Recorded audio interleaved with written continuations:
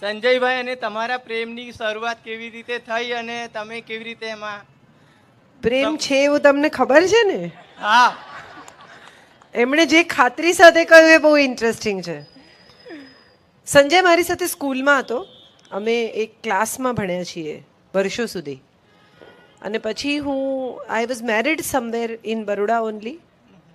અને પછી એ લગ્ન ટક્યું નહીં અને હું મુંબઈ ગઈ અને મેં નાટકોમાં કામ કરવાનું શરૂ કર્યું. ત્યારે અમે ફરી મળ્યા અને પછી પરણી ગયા. મેં નોકરી છોડી દીધી હિન્દુસ્તાન થોમ્સનની, કારણ કે સંજયે કહ્યું કે બાકી બધું બરાબર છે પણ મુંબઈ આવીને રહીશ નહીં. એટલે બેમાંથી એક જણ શહેર છોડે એવું નક્કી હતું. એમાં મેં ઉત્સાહ બતાવી દીધો એટલે મુંબઈની નોકરી છોડી દીધી. મેં લગભગ 10-12 વર્ષ કશું કર્યું નહીં. I was raising my children, staying at home, and I have enjoyed that period so much. આજે પણ મને ઘણીવાર હું પાછી વળીને જોઉં તો એમ થાય કે કંઈ ન કરવામાં જે સુખ છે એ દોડાદોડીમાં નથી. સવાર પડે ને તમે જે શાંત ચિત્તે નાહી ધોઈને ટીવી જોઈ શકો, એક કપ ચા 10-10:30 ઈચ્છા થાય તો ફરી પી શકો, મરજી થાય ખાઈ શકો, બપોરે થોડી વાર સૂઈ જઈ શકો. આ સુખ ક્યાં છે? ગુજરાતી ગૃહિણી પાસે જે સુખ છે એ દુનિયામાં કોઈની પાસે નથી. પહેલા બપોરે ઊંઘીને વજન વધારે ને પછી સાંજે જીમમાં જઈને ઉતારે. એટલું સરસ પ્રવૃત્તિ એક જાતની. જી થેન્ક યુ. જી જરૂર. એમને માઇક આપો પ્લીઝ.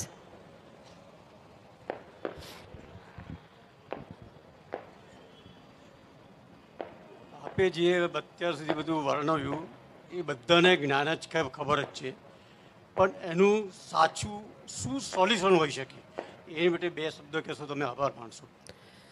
શેનું સોલ્યુશન? કઈ બાબતનું સોલ્યુશન માંગો છો? જે આપણે બધી વ્યથા વર્તવી અત્યારે. ના ના, મેં સોલ્યુશન આપ્યું ને કે કાળજી કરો. જે કહેવાનું છે તે હમણાં જ કહો. કોઈ એક દિવસ કહીશ એનો કોઈ મતલબ જ નથી. જો કોઈને તમે સાચે જ ચાહતા હો, જો તમારે થેન્ક યુ કહેવાનું હોય, જો તમારે સોરી કહેવાનું હોય, જો તમારે વાલ કરવાનું હોય. આ દેશનો સૌથી મોટો પ્રોબ્લેમ એ છે કે આ દેશમાં માતા પિતાને બાળકે વાલ કરતા જોયા જ નથી. કાં તો એમના બારણા બંધ હોય છે જે એમના શારીરિક સંબંધોનું પ્રતીક છે, અને કાં તો એ ડ્રોઈંગ રૂમમાં ઝઘડતા હોય છે. એક માં પિતાના ખભે માથું મૂકીને બેઠી હોય, હિંચકો ધીમે ધીમે હાલતો હોય, બંને જોડે ચા પીતા હોય, જોડે ચાલવા જતા હોય. પિતાએ આવીને માનો હાથ વાલથી પકડ્યો હોય કે એની કમરમાં હાથ નાખ્યો હોય. આવા દ્રશ્યો આપણે જોતા નથી. પશ્ચિમના બાળકો આ જોઈને મોટા થાય છે. એમના માતા પિતાને જાહેરમાં ચુંબન કરતા જુએ છે, અને માટે કદાચ એમને સમજાય છે કે પ્રેમની વ્યાખ્યા થોડીક જુદી છે. કરી નાખવું. આપણને જે સ્નેહ અભિવ્યક્ત કરવાની ઈચ્છા હોય એને શા માટે દબાવવો? એ પ્રેમની સૌથી સરળ અનુભૂતિ છે. હમણાં આ ક્ષણે કહેવું છે કે તું બહુ ગમે છે તો આ ક્ષણે જ કહો. ફરી ક્યારેક કહીશ એવું શું કામ? ફરી ક્યારેક એ સમય ન આવે. તમારો મિજાજ પણ આ ન હોય, તમારી ઉપર કશું બીજું પણ હાવી થઈ ગયું હોય.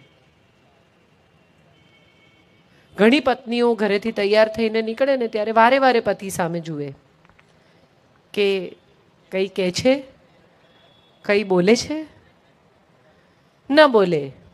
ઈગોમાં, ઇગ્નોરન્સમાં, અણાવડતમાં ઘણા કારણો હોય. અને પછી પાર્ટીમાં પહોંચે ને ત્યારે 50 લોકો કહે કે કેટલી સરસ સાડી, તમે કેટલા સરસ લાગો છો. ત્યારે એને રહી ગયાની લાગણી થાય કે આપણે કહેવાનું હતું ક્યારનું. પત્નીએ બહુ સરસ દાળ બનાવી હોય અને પતિના મિત્ર જમવા આવ્યા હોય અને પછી કહે કે ભાભી દાળ બહુ સરસ થઈ છે, તો થેન્ક યુ કહેવાને બદલે પત્ની એમ કહે કે તમારા ભાઈ તો કોઈ દિવસ કહેતા નથી. આ બધા આપણા ગૂંચવણોમાંથી પસાર થયેલી મનોદશાઓના પરિણામો છે. હમણાં અત્યારે કહેવું મને જે યોગ્ય લાગે તે, નમ્રતાથી કહેવું પણ દ્રઢતાથી કહેવું, સ્નેહથી કહેવું પણ સાચું કહેવું. સત્યમ બ્રુયાત પ્રિયમ બ્રુયાત, પ્રિય અસત્ય ન બ્રુયાત, અપ્રિય સત્ય ન બ્રુયાત. આ તો આપણા શાસ્ત્રોએ ક્યારનું કહ્યું છે. અભિવ્યક્તિનો મોહતાજ નથી પ્રેમ, પણ અભિવ્યક્તિથી પ્રેમમાં એક જુદો જ રંગ આવે છે અને અભિવ્યક્ત થતા રહેવું એ સાદું સોલ્યુશન છે. જી. Do it now or keep doing it. જી થોડું નજીક. પ્રજાના સુખ વિરોધી ઉપદેશકોને નિયંત્રણમાં રહેવાની જરૂર છે. અનુભવી વિચારકોને પ્રોત્સાહન આપવાની જરૂર છે. મુખ્ય વસ્તુ આટલી છે. વાત આપની બહુ સાચી છે. હું ઘણા આવા બધા ધર્મોની વિરુદ્ધ પણ હોઉં છું. આજકાલ તો ભગવા કપડાં જોઈને બીક લાગવા માંડે એવી સ્થિતિ છે. અને ઘણીવાર મને એવો વિચાર આવે કે કેટલાક ધર્મોમાં સ્ત્રીનું મોઢું ન જોવું, આમ ન કરવું. કૃષ્ણ જેટલો અદ્ભુત બીજો કોઈ ધર્મ નથી. કૃષ્ણ પૂજાને કોઈ બાદ નથી. કૃષ્ણ પૂજા તમે ગમે ત્યારે કરી શકો, તમારી મરજીથી કરી શકો. તમને બાંધે નહીં એવો ભગવાન બીજે ક્યાં છે? તમને સાંધે એવો ભગવાન છે. હું માનું છું જે લોકો કૃષ્ણ પૂજકો છે એ બધા જ ધીરે ધીરે સ્વયં પ્રેમ બનતા જાય છે, કારણ કે એમની અંદર ક્યાંક ને ક્યાંક કૃષ્ણ વસે છે. એમની અંદર ક્યાંક ને ક્યાંક કૃષ્ણ છે. એક હાથમાં સુદર્શન ને એક હાથમાં વાંસળી રાખે છે. અને કોઈ દિવસ એવું જોયું કે એણે ઘેર જઈને રૂકમણીને કહ્યું કે કાઢું સુદર્શન કાઢું? એણે ગીતાનો એક પણ શ્લોક ઘરમાં નથી કહ્યો કે આજે હું તમને જ્ઞાન આપું, ચાલો. ઘરે તો વાંસળી જ વગાડી છે, પ્રેમ જ કર્યો છે, સ્નેહ જ આપ્યો છે. જ્યાં ગીતા કહેવાય ત્યાં કહેવાય, જ્યાં વસ્ત્રો હરાય ત્યાં હરાય, જ્યાં પૂરવાના હોય ત્યાં પૂરવા જ પડે. એ સમજ છે જે ઈશ્વરમાં, એ આપણો ઈશ્વર છે.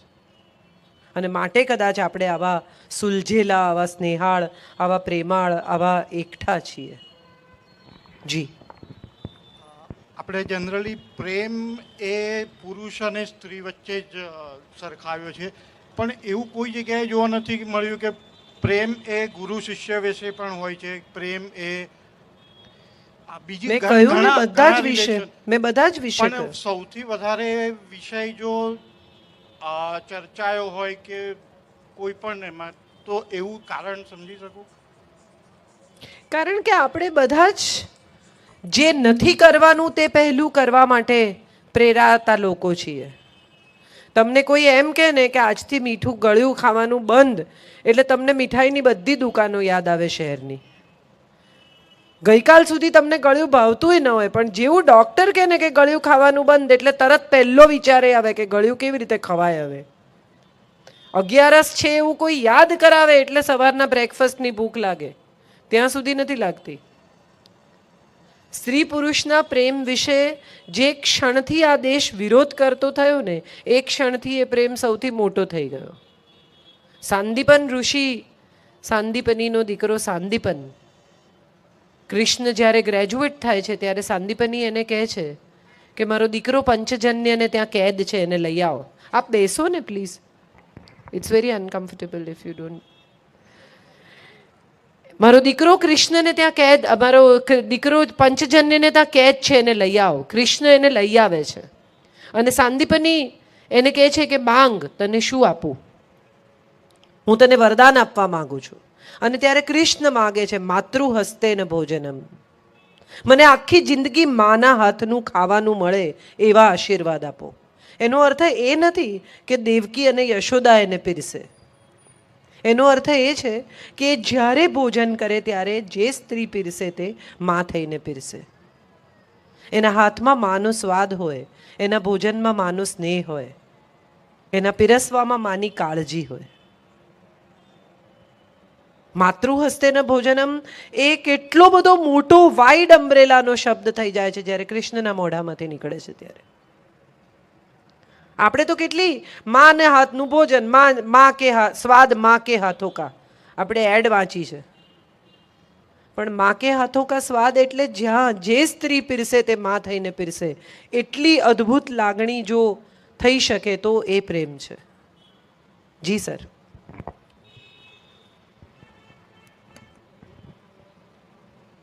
કાજલબેન, જી સર. આપણે પ્રેમની ઘણી બધી વાતો કરી, પરંતુ પ્રેમનું જે આધિદૈવિક સ્વરૂપ છે એ કૃષ્ણ અને રાધા અને કૃષ્ણ અને ગોપીઓ વચ્ચે જે પ્રગટ થતું ગોપી ગીત એ પ્રેમનું પ્રકૃષ્ટ સ્વરૂપ રજૂ કરે છે. જી સર. એને આપણે અત્યારના આધિભૌતિક પ્રેમ સાથે કઈ રીતે રિલેટ કરી શકાય? આપનો સવાલ રસપ્રદ છે, પણ હું એટલી જ્ઞાની નથી. હું તો જિંદગીની રોજિંદી બાબતોમાં પ્રેમ શોધવા ટેવાયેલી છું, અને મને લાગે છે કે આપણે પણ એમાંથી જ શોધવો જોઈએ. સંત થવું બહુ સરળ નથી, પણ સ્નેહીજન થવું બહુ સરળ છે. ભક્તિનો અંત, નવધા ભક્તિને છેડે તો સમર્પણ જ છે. નવધા ભક્તિની જ્યારે વાત કરવામાં આવે ત્યારે છેલ્લું પગથિયું તો સમર્પણ છે, પછી એની આગળ કશું નથી. અને જ્યાં સમર્પિત થઈ શકાય ત્યાં પછી શરીર છે, શરીર નથી, શરીરનું હોવું, શરીરનું ન હોવું કશુંય મહત્ત્વ નથી રાખતું. સામેનાને ગમે તે સુખ. અને હું માનું છું કે જેને પ્રેમ થાય છે એને હંમેશા સામેનાનું સુખ દેખાય છે. આ વિશ્વનું સુખ હોય તો પણ અને વ્યક્તિનું સુખ હોય તો પણ. પ્રેમનો સાદો અને સરળ જો અનુવાદ કરીએ તો એટલો જ છે કે સુખ આપી શકાય એનું નામ પ્રેમ. અને હું માનું છું કે બહુ કૃષ્ણ રાધાના પ્રેમમાં પણ ક્યાંક આ જ છે. બાકી રાધાએ કહ્યું કે કેમ મારી સાથે લફરા કરીને હવે જાય છે, એવું નથી કહ્યું. એને જવા દીધો છે. મુક્તિમાં પણ સુખ છે, છોડી દેવામાં પણ સુખ છે, આપી દેવામાં પણ સુખ છે. એનું સુખ છે ને, બસ એમાં મારું સુખ છે.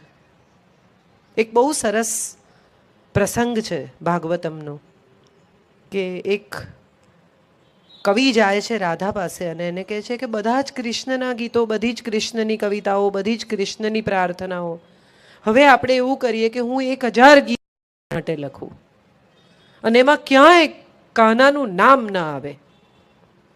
અને ત્યારે રાધા કહે છે કે તમે રાધા લખો ને એમાંય 2 કાના આવે.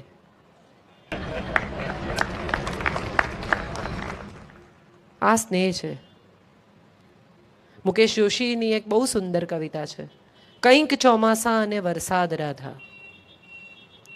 કંઈક ચોમાસા અને વરસાદ રાધા, એક રાતે કૃષ્ણમાંથી બાદ રાધા.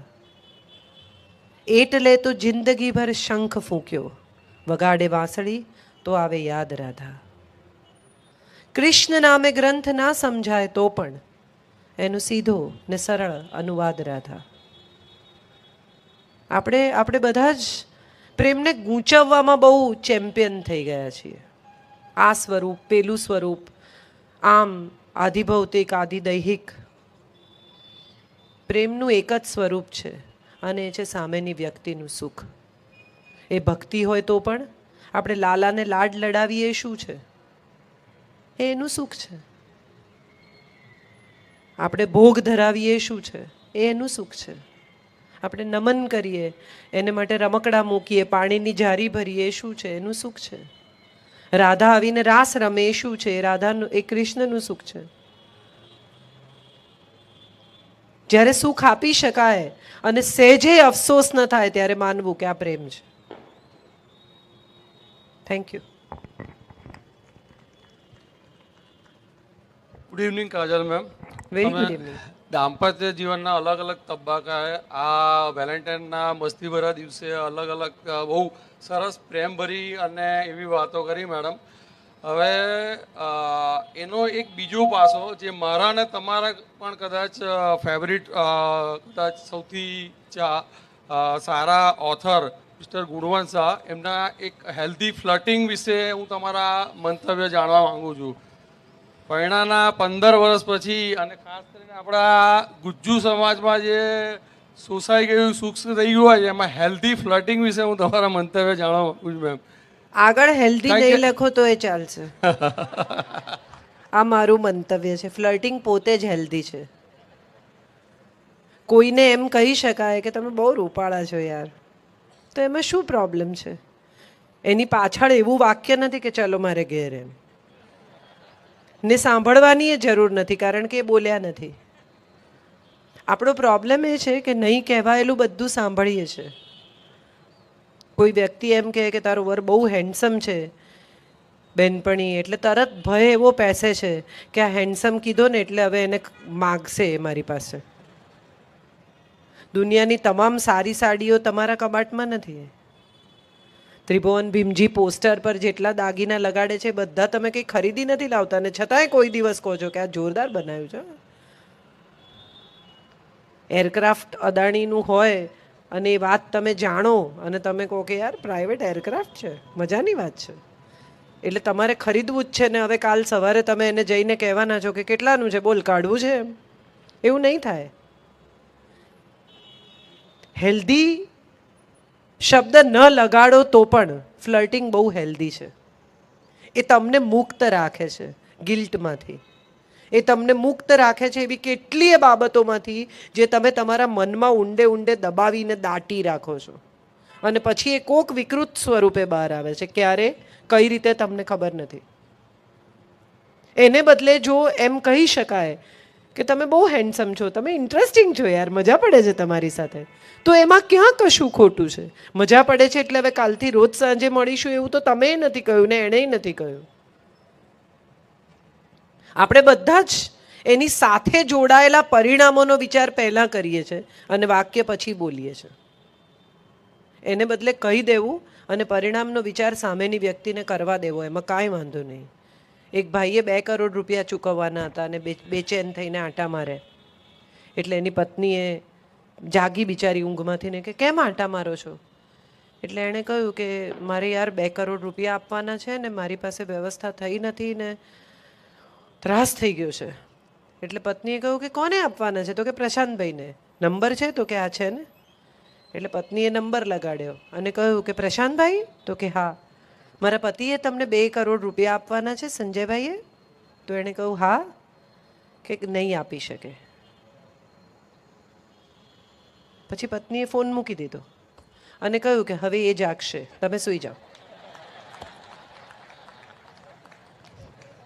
હવે કોઈ પ્રોબ્લેમ નથી, હવે તમે સૂઈ જાઓ. ફ્લર્ટિંગ તમને આટલા જ મુક્ત કરે છે. તમારા મનમાં દબાયેલી દટાયેલી તમામ લાગણીઓને તમે સામેની વ્યક્તિ સુધી પહોંચાડી અને છૂટા થઈ જાઓ છો. હવે એણે જે ધારવું હોય, જે માનવું હોય, એમાંથી જે મહેલો રચવા હોય કે પત્તાના મહેલ પાડી નાખવા હોય એ નક્કી કરે. તમે છૂટા.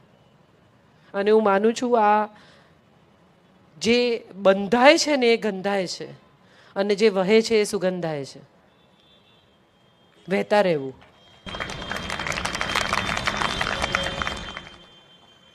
આમાં જ સુખ છે. Thank you. સારી વાત, સારા વિષય પર વાત કરી એમણે.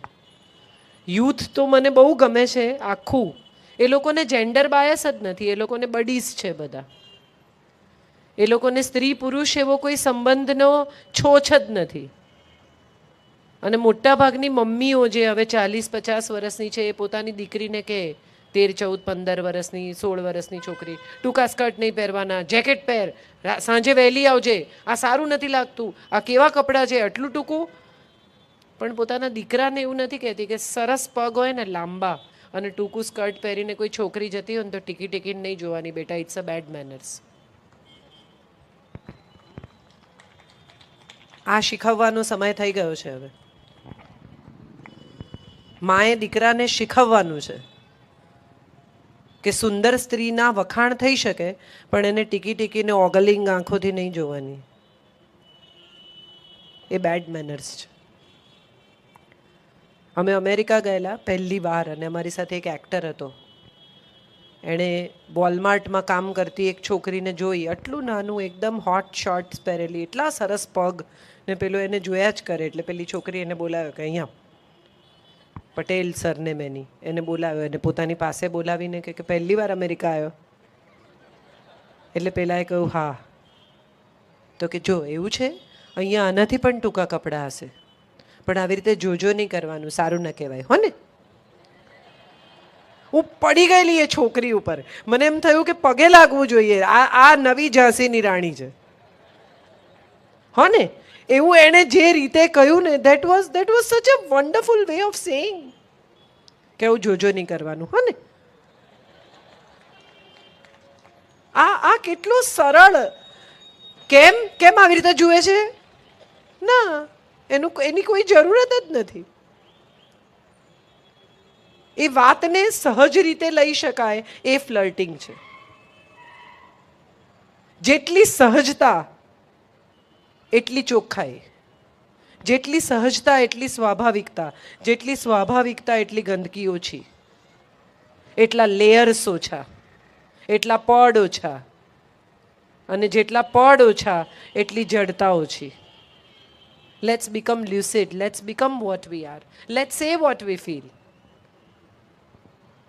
કહેવાની પણ રીત હોય. આપણે બાપની બૈરીને મા બંને સંબોધન એક જ વ્યક્તિ માટે વાપરીએ છીએ, પણ કોઈની ઓળખાણ એવી નથી કરાવતા કે અમારી બાપની બૈરી છે એમ.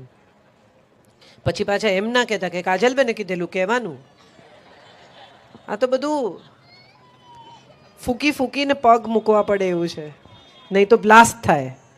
કાલે કોકનો ફોન આવે મારા ઉપર કે તમે જે શીખવાડી ગયા છો એનું પરિણામ જુઓ. પણ I feel that flirting is a wonderful exercise which keeps you healthy, nice, clean-hearted and smiling. Try it. સ્પાઉસની પરમિશન લઈ લેજો, પણ કરજો, વાંધો નથી. Thank you.